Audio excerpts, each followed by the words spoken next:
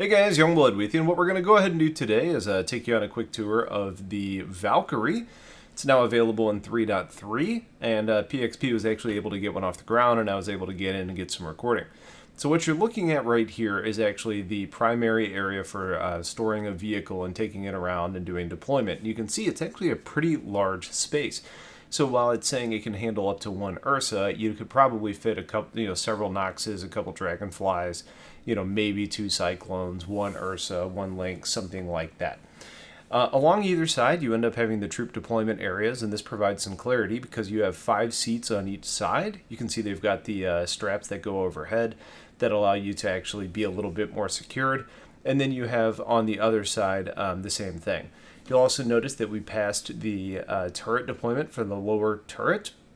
And then along the doors, you actually end up, and this is one of the doors, you can open it up, you have the door guns.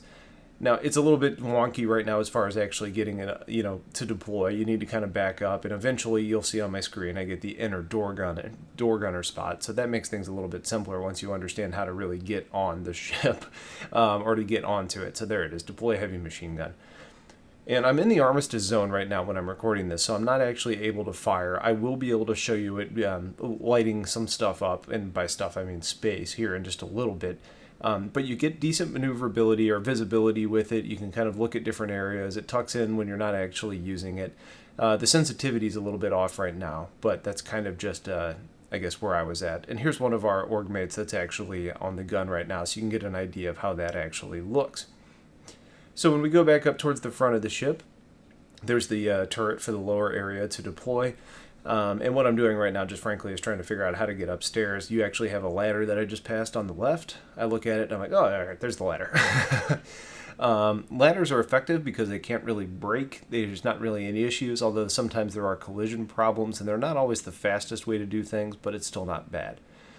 Crew living area here, so you've got 3 bunks on that side. You've got the way to actually overlook the lower level. We just had an org mate come down that was in the upper turret, which I'm going to get in just a moment.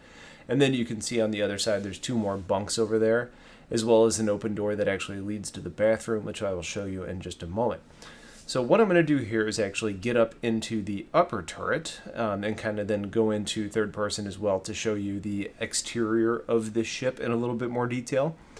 So we go up, and it's going to take a sec for the power to kick on. Visibility out of this turret is great. You can see over the top of you is very open, side to side is pretty good. And here's the exterior view of the ship. It kind of looks like a Cutlass hybrid with, an Anvil ship. Right there on that side wing, that Gatling gun is the remote controlled turret. I will show you where you actually sit to control those. They do not function right now.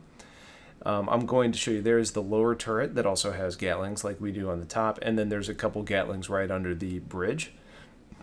There's the VTOL thrusters on the side. I think the 2 front ones are your large VTOL thrusters, and the ones that are on the rear of the ship, I mean, you just saw the retro thrusters there fire off. And the ones that are on the rear of the ship, I think, are actually your mediums, and there's the turret that's actually on top of the ship. It's surprisingly fast, it's pretty agile, and we haven't gotten into combat with it yet, so I can't talk about combat effectiveness, but we'll be doing a follow-up video on that, much like we're going to do with the Hammerhead. So as we get out of the turret, we're going to go off and look at the bathroom here in just a moment. As soon as I see it, there it is.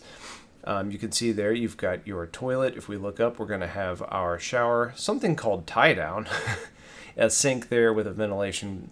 Go off to the left, and these are your 2 remote gunner seats. So we're going to go ahead and get in. Really cool deployment model, the way it kind of folds up. The seat faces you, the arms go up, making it easy to get in. Come in, you sit down, and it all deploys around you while it rotates into place. Really pretty neat.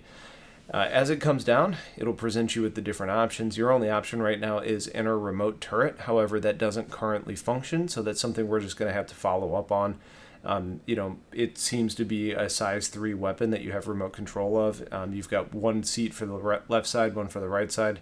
So you kind of get to focus a little bit more singularly. I'm not sure if eventually it's going to let you choose which turret to actually operate or not, but we'll just have to wait and see. As we get out of the seat and hang a right, you're entering your primary corridor that leads towards the cockpit, and you got an airlock there, which is good. Once we actually open it up, you're going to see that you actually have outstanding visibility in this ship. Not so much below the horizon, but to the left is pretty good, to the right is pretty good. You do have a couple struts up there, but above you is outstanding. And I'm pretty impressed with the overall visibility here, considering this is an Anvil ship, and traditionally this brand is not necessarily known with great visibility. As I go down this ladder, you're going to see a little bit of the collision issues that we run into. I keep trying to reconnect to the ladder. So if you guys get into this, just back straight up. Don't do any side-to-side stuff, and you'll really notice it. Here, what we're about to do is actually leave the armistice zone so we can actually go weapons hot. One of these gunners was nice enough to let me actually get on and use it for the purpose of this video. So thank you, PXP, for being a good group of dudes. Again, you see I'm like, where the hell is that button? It's off to the side. And once we actually get on, the fun begins. Now, keep in mind, this is only a size 1 weapon, but when you're holding it in your hands, a size 1 ship weapon and the person scale is ridiculous. You can almost envision what this is actually going to be capable of doing against soft targets or even vehicles, considering most vehicles come with size 1 weapons as well. And if you talk about having a remote turret, which you can see hanging right above my screen right there, there it is, that's actually going to be a size 2 or 3, I can't remember which is where, but you get a lot of firepower out of the side. You can technically open this door and start doing a lot of damage against other ships in the gunship model. Now again, ballistics aren't traditionally a great option against ships as far as sustained firepower, and the door on the back is supposed to have an air shield as well. So that's going to be it for this video. If you guys have any questions, please let me know. Otherwise, stay tuned for a lot more coming soon, and have yourselves a wonderful day. Take care.